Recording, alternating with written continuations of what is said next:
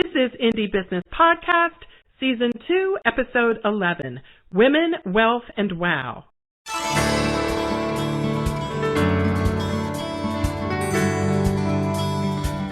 Hello and welcome to this episode of the Indie Business Podcast. I'm your host, mentor, and coach, Donna Maria, the founder and CEO at IndieBusinessNetwork.com. My goal is to help makers and handmade entrepreneurs build a solid business foundation, increase your income, and use your business to create the life you love. In this episode, I will introduce you to Lisa Price of Carol's Daughter. In 1992, Lisa began making lotions and potions in her Brooklyn kitchen and selling them under the brand name Carol's Daughter in honor of her mother. Lisa opened her first store in Brooklyn in 1999, and in 2005, celebrities and investors, including Will Smith, Jay-Z, and Steve Stout, took notice and invested $10 million in Carol's Daughter with the mission of taking the brand nationwide. And boy, did they ever, and then some. It did not stop there. In October 2014, L'Oreal USA signed an agreement to acquire Carol's Daughter, which Lisa calls her first child. And it just keeps getting better. I talked to Lisa upon her return from the Natural Hair Academy in Paris, where she attended for the second year in a row, last year with her first son and this year with her second. You will enjoy hearing the excitement in Lisa's voice when she describes what it's like and what it means to her to use entrepreneurship as a tool to enjoy experiences like that with her children. As you listen to my interview with Lisa, pay special attention to the things she truly values, even after a multi-million-dollar corporate acquisition. You'll be inspired by Lisa's definition of wealth and what leading a business does to challenge and strengthen all of us to be better, not just as makers, but also as women. It's all about women, wealth, and wow on the Indie Business Podcast. You can get a summary for this episode at indiebusinessnetwork.com/24. I'll be right back with Lisa Price.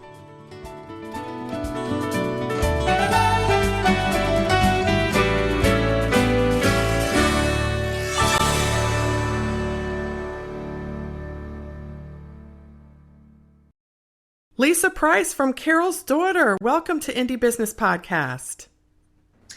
Hi, thank you for having me.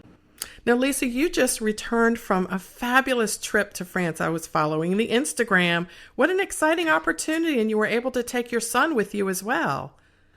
Yes, there's a natural hair show there that's sponsored by the Natural Hair Academy in Paris, and I had the pleasure of being able to attend last year.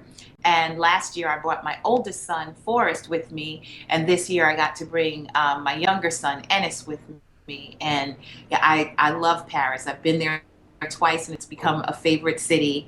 The natural hair community there is so great. And it's really amazing the power that social media has and, the internet in general, because we're not sold in Paris. Up until last year, I had never been there before. And there's so many women there that know me and know my story and look up to me. I actually met a woman there. Her name is Kelly, and she has a company and she makes products, very much the way that I started. And I'm her inspiration. And, that's just remarkable to me. It is amazing that entrepreneurship won you those amazing opportunities. Looking back, did you ever think? Oh gosh, no. I when I first started, I thought to myself, well, if I can make this successful, maybe I would earn enough money that I could contribute to the household, but still kind of be able to be at home when I have children, and I really thought that that's all that it would be. And I don't mean for that to sound like if someone, has a cottage industry and, they're earning a living and contributing to their household, that's small or not important, because that's huge. For you to be able to build a business into anything that, not only sustains itself, but sustains you is success. But that was as far as I thought it would go. to me, that was the ultimate success that I could achieve. So I had never envisioned it being what it is now. And I'm so glad that you mentioned that too, because everyone has a different definition of success, and that definition does not necessarily stay the same for the life of obviously themselves or their business, right? Oh no, not at all. It's interesting because when I wrote my book in 2004, the editor, she said, I want to play around with a saying. And I said, what? She said, I want to call your book Success Never Smelled So Sweet. And I remember feeling a little bit uncomfortable about that because I felt like I still had so much more to do that, I wasn't really successful. And I said that to her. I said, well, like we still struggle and, everything isn't smooth sailing and there's always problems. Like, I don't know if I would define myself as a success. I feel like I'm still working at it. And she said, do you love what you do? And I said, yes. And she said, do you know how many people can't say that? That in and of itself is a success. You get up every morning and you do a job that you love to do. It's your passion. And I never, sort of looked at it that way. And that was one of those early moments when I realized, right, success is kind of what I say it is, not what someone else says it is. It's not someone else's measure. It's my measure. Is my life good? Is my life balanced? Am I happy? Am I doing what I love? Could things be worse? Could they be better? Sure. But they could also be worse, and they're not. So that was a nice aha moment for me. Yes, and you've certainly exemplified that, Lisa, because you have redefined your own parameters as you have moved forward, rather than looking for external circumstances to do that for you, or to picture in advance some thing that you were trying to get to and you weren't going to be happy till you got there. You really just evolved it so naturally and organically. Mm-hmm. So, and that is something that I think the traditional business world is not used to doing. And I think there are some that are having a little trouble handling that, right? It's like we're used to seeing the covers of the magazines that have headlines like, here are the, $1 million entrepreneurs under the age of blah, and those are wonderful. And we celebrate that. But sometimes I think we might have the thought, because we see so much of that, that what we're doing at our 6-figure level or, low 6-figure level, mid 6-figure level doesn't count. And you're reminding us that it does. That's very true. In my particular circumstance, the way that my story unfolded, I needed to get to the level that I got to because, I had investors, and investors have to be able to exit to get their money back. When someone invests in your business, they're not, invested forever. Your business partner may be in something for the long haul, but an investor, they want to be in and out within a certain amount of time. But if I had been able at the time to satisfy the demand that was out there with my own parameters and what I had, that would not have been a bad thing. It would not have been a negative for me to stay at $750,000 a year as long as I could be profitable. But my particular scenario was different, and there was so much demand and not as many companies out there servicing that demand as there are today. So it was either grow to meet the demand or figure out how I'm going to cut back and tell people, sorry, I can't fill that order, which was awkward to me. That didn't seem like the right answer. Right. And I love that you mentioned that too, because it wasn't the right answer for you, but it might be the right answer for someone else, and that's okay. Oh, absolutely. I mean, I've met women in, the almost 22 years that I've been doing this, and there are some women who are, crafty. They make soaps, they make creams, they make sea salt scrubs. And the last thing that they want to do is have a retail business. They deal with wholesalers. Now people have websites because they don't have to interact with customers, but their personalities just don't lend themselves to interacting with individuals one-on-one. And even though their product is beautiful and wonderful, and people have said to them, "Oh, you should open up a boutique," they're like, "No, no, no, no, no, no. I Right. go into my workshop, I make my stuff, I ship it out, I don't talk to anybody," you know. Right. And you know, you have to do what works for you, because when you're doing something that's uncomfortable, that's awkward, it's not organic to you, then you know you can find yourself unhappy, and also unsuccessful if you're in a situation that you cannot adapt to. Right. And how beautiful it is that as women in particular, we can build our businesses around those aspects of our personalities. And I think that's a relatively new phenomenon in the history of entrepreneurship. Yeah, it definitely is something that I feel like is celebrated a little bit more now, Hmm. than maybe it was in the beginning. You know, I've gone to uh, women's empowerment conferences and entrepreneurial expos and things like that in the past, and now you know I get to speak at events like that, and some of the themes are still the same. You know, people are trying to figure out how do you manage, you know, the work-life balance. You know, how do you do it with kids? I have two kids. How do you do it? Da da da. Those themes are consistent, but there's, I don't know, this celebration of, you know, this is what I want to do. This is what feels right to me. This is what my spirit is saying I should do. And I'm going to figure out how to make this work. And that faith, whether the faith just comes from within the individual themselves or their belief in God, it helps to fuel them, and it all becomes part of the business. And people are less uncomfortable speaking about faith and gut and intuition at the same time that they're talking about business. And I think people were more fearful of that before. Yes, and I love that what the picture that developed in my mind as you just spoke was the beautiful overlap between the making of the product, the making of the business, and the making of the life. Oh man, that yeah, that is.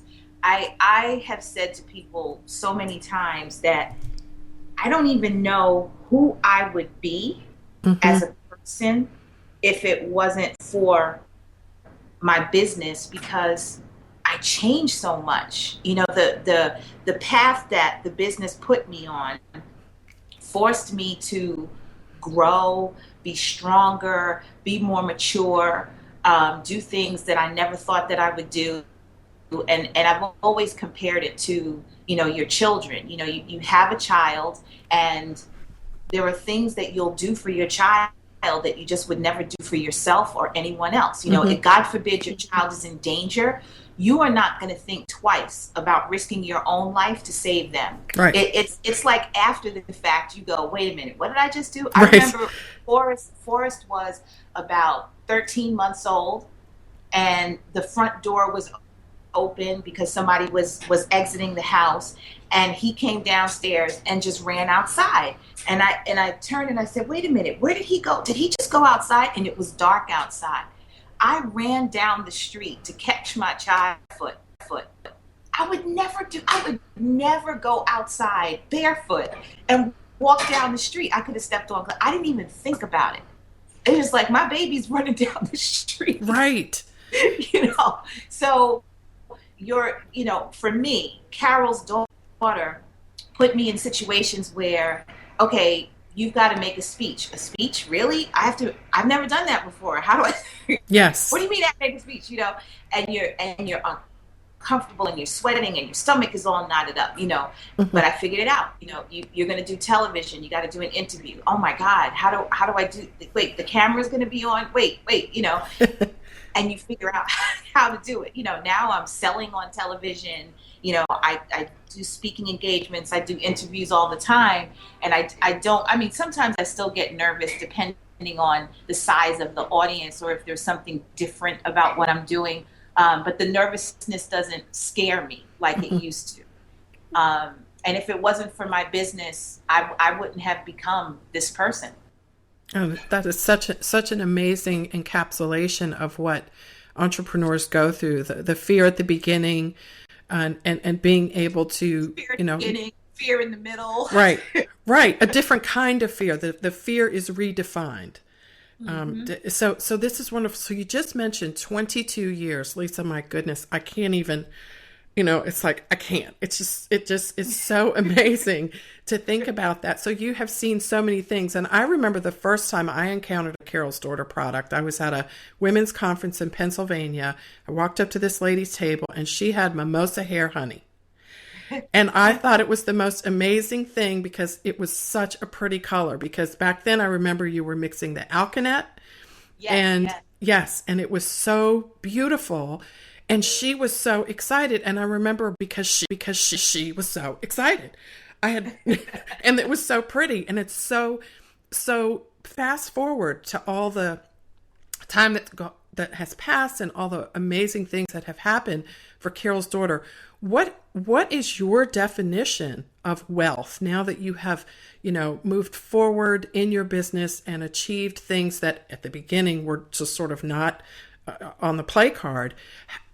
How would you define wealth in 2016, where we sit today as women entrepreneurs? What's the definition for you, Lisa? Okay.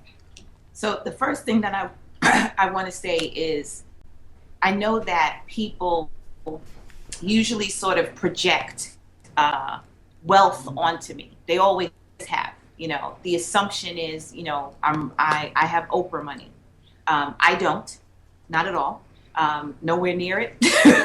I don't even know what zip code that town is. So because of the acquisition that we've gone through, I do have a financial security and stability that I did not have before. But that's not even what the wealth is. That's part of it, because you work for 22 years. So you would like to get to the point where you don't have credit card debt anymore. I think that's fair. 22 years of hard work, no more credit card debt. Cool. But it isn't, to me, wealth isn't, how many cars you have, or how big is your house, or, how many of them do you have. What I love is that I have a place to go to work every day that I love. The energy in our office is wonderful. The way that it's decorated is beautiful. My office is comfortable. I have pieces from my home in my office, so I don't feel like I'm at work when I'm in the office. I have an amazing team here that work with me and help to build the company. And it's always we do everything, because I can't do anything by myself. I love, having my family, having teenage sons that still don't mind hanging out with their parents and doing things with their parents. Year-old daughter that still has all of that newness and discovery about her. Our home. I'm happy that I'm surrounded by people who love me, and I have a very strong external family, cousins and aunts and uncles, and that is wealth to me. Having people around who love me, getting to do what I love to do every day, and then it's like a bonus that I get to inspire and help other people. But yeah, I don't think I could ask for anything more. And every single day I feel very, very blessed, very blessed. And so, Lisa, to summarize what you just said, first of all, I have a lump in my throat from what you just described, because it is such an amazing blessing to have the things that you just mentioned. And what you described is the community. You have community in your business, you have community in your life, you have family, and you have freedom from debt, freedom to enjoy doing the things that you like to do. And those three things are just, if you can define even success, whatever that means, with those three things, what a blessing and what a privilege it is to live in this time. Don't you think, when the internet has come along to make it possible for so many more people to be able to pursue that kind of wealth? When I think about the money that I used to spend printing and mailing brochures. Mm-hmm. You know, it's so foreign now. You know, we print things now, but we print, you know, a bounce back card, an insert that's going into an order, an informational booklet that's going to trigger future sales. But even that is somewhat minimal. Everything that we do is digital. There, you know, there's so much digital communication, and it's remarkable, you know, that things have evolved in that way, because I could not make a dime without printing paper. And it was always such a challenge, especially at Christmas, to have enough money to buy the raw materials to make the inventory so that you didn't run out of stuff. Because the last thing you want to do is run out of product on December 21st. And you're like, oh my God, I have 4 more days of shopping. And you know, you just see all of the money that, you know, you could have potentially made. But then in addition to that, having to have thousands of dollars just for postage, you know, and thousands of dollars for printing. I mean, there was a time when I would have friends that would let me use, you know, Xerox machines in their offices, and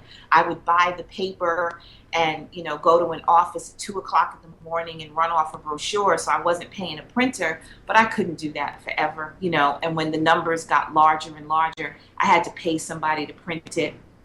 It got to the point where you got to pay somebody to design it, you know, and then that postage would it would kill me. Yeah. It would just, and then we got to the point where we were doing bulk rate, and even the bulk rate was still expensive, and it was so inconsistent. You know, you would get a complaint that the customer got the brochure 4 weeks after Christmas, and you mailed it out, you know, November 5th.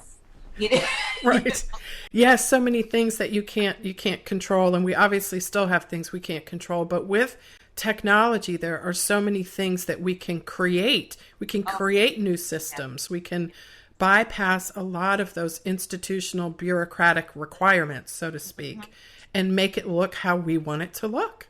Absolutely. It's such a different world. It really, really is. It is an amazing time. So Lisa, what are your tips for someone who is making their products, you know, for makers and handmade entrepreneurs who want to stay profitable? They want to stay ahead of inflation, as you mentioned, but they just don't want to become, you know, a household name, so to speak. If you had stayed in that space, what things do you think would be really critical for you to do on a consistent basis to maintain that?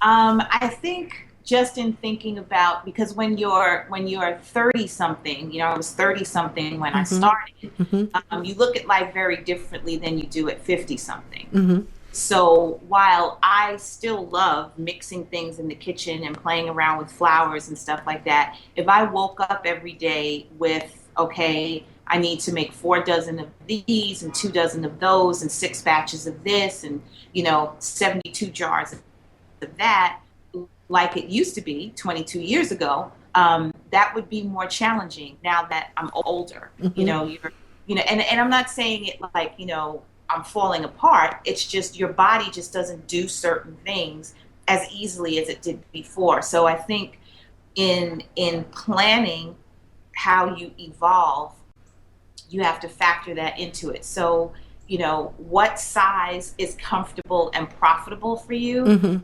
How much do you have to put out to make enough to live off of?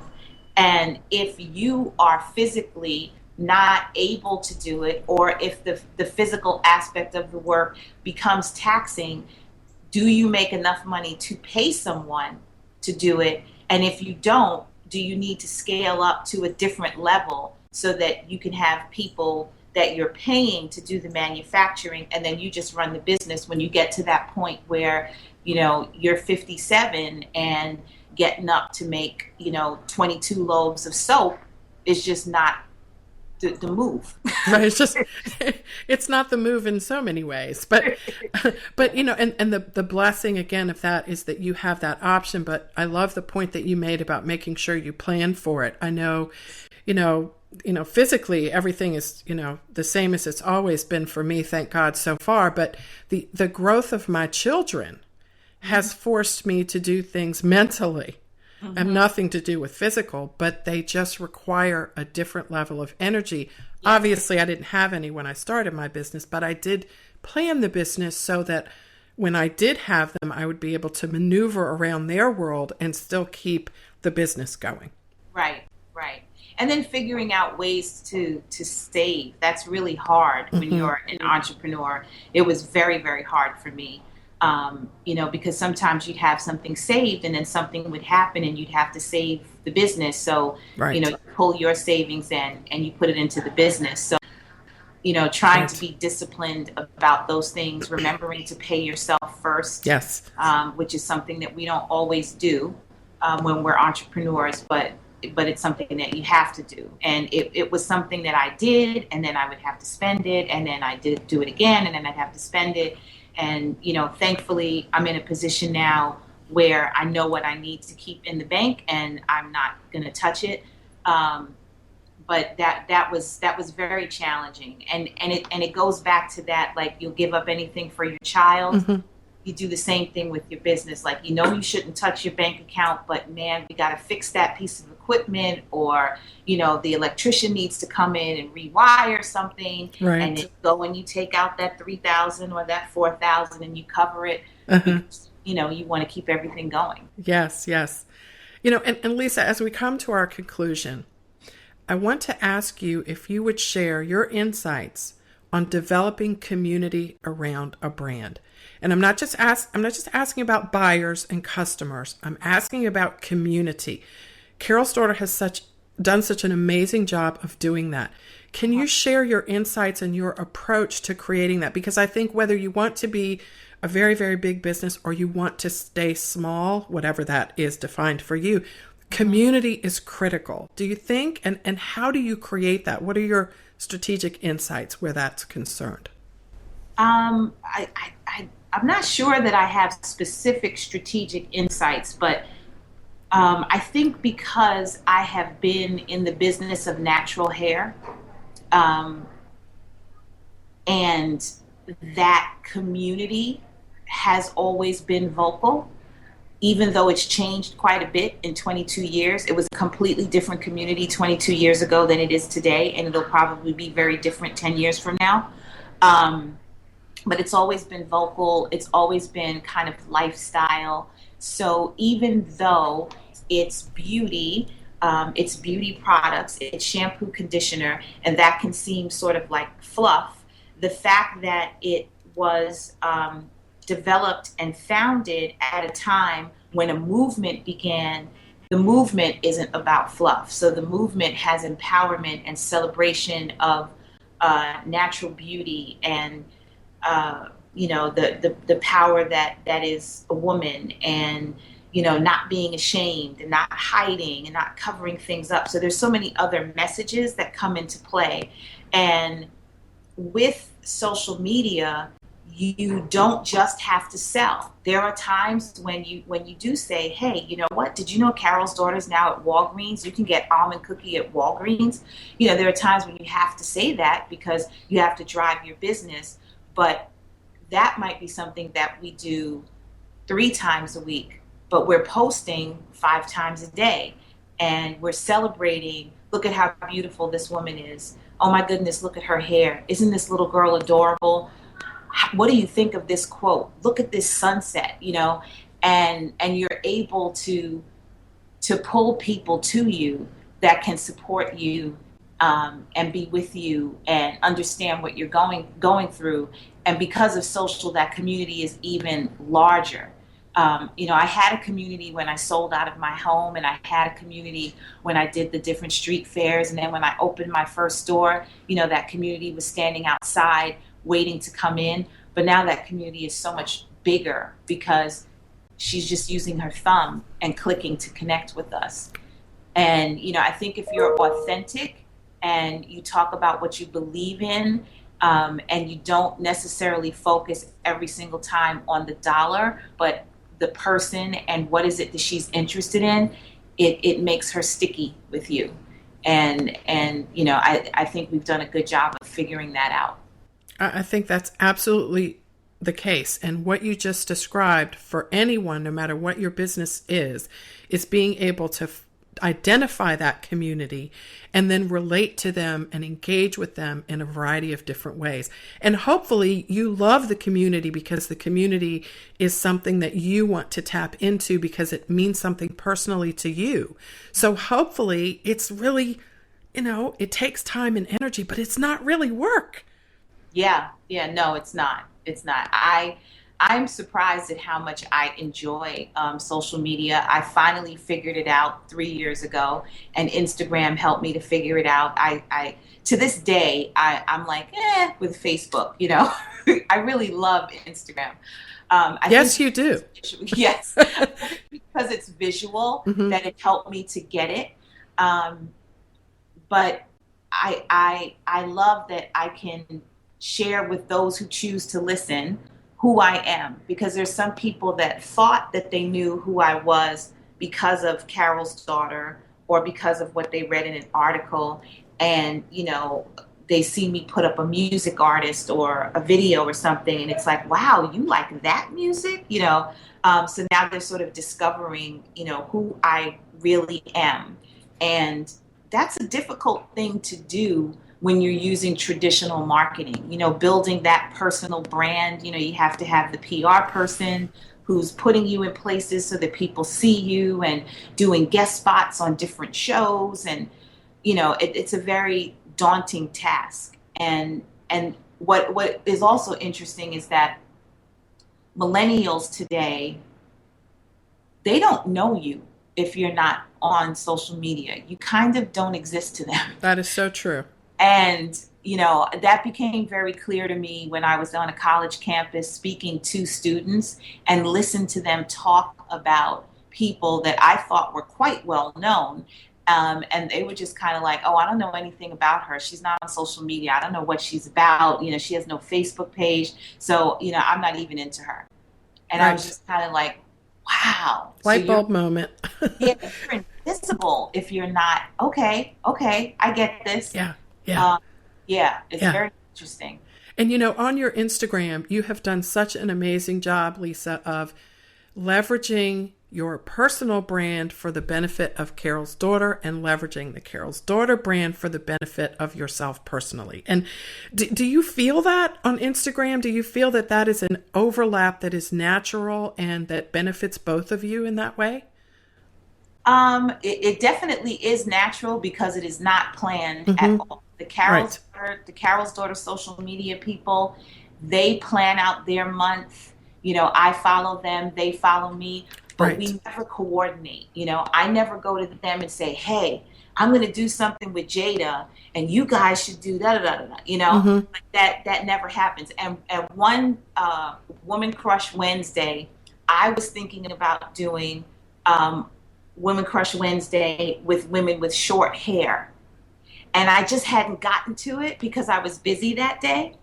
And Carol's Daughter did the exact same theme. So I did something different, because I didn't know what their theme was. And I said, this is so funny. We're so in sync, because yes. I the exact same thing. So it definitely does have a natural flow because we don't plan it. We don't plan it together. What good synergy. Wow. And, and so for those of us who are our brands and our personal brands, and we do all that work together, that coordination can be even more natural. And what you just said was the key word, and that is being authentic. Yes. And wow. What else I love about it too, that I have my own personal thing, is when political things happen, it's really not appropriate for Carol's Daughter to comment on it. Right. Because then it can kind of look like, oh, Mike Ferguson was shot and you're trying to capitalize on it by putting a picture of him on your feed. Right. It's just not right. But as a person, I can totally do it. So I love that balance. Yes. When Carol's Daughter, the brand has to be silent because it's the correct thing to do. Lisa Price can give an opinion, and then people sort of feel like Carol's Daughter spoke. Yes. Even though the company didn't. Yes. And oh my gosh, that is just, I hope everyone got that. We have just started social media tips with Lisa Price, and we have, but quite naturally we did that. We didn't plan that. We talked a little bit about what we were going to talk about. We did not plan that. But social media is such an intricate part of building a business that I'm kind of glad we got there, especially where Instagram is concerned, because it is so powerful. And I'm going to end with this question. Where do we follow you and Carol's daughter on Instagram, Lisa, so we can stay in touch with both of you? Well, Carol's daughter is Carol's daughter. Yes. On Instagram and Facebook and Twitter. On Facebook, I'm Lisa Price. On Instagram and Twitter, my handle is I am Lisa Price. And we can certainly remember that. You can catch Lisa on HSN and enjoy amazing opportunities to learn from her and, allow her to mentor you from a distance. I'm a firm believer, Lisa, that we don't have to personally know all of our mentors. I have several mentors, both men and women. Many of them I have never met or encountered in any meaningful way in person. I am a firm believer in that as well. Some of the best mentors that I've had for my business, I've never met.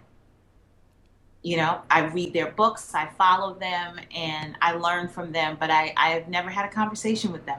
Yes, I imagine that along with me, there are millions of women out there that are doing that with you, Lisa. And we're so grateful for the example that you've set and for the model that you give us all to follow as a woman, as a mom, as an entrepreneur, as a wife, as a world traveler, and as a leader as well. Because we are all leaders, no matter what the size of the business is that we're leading.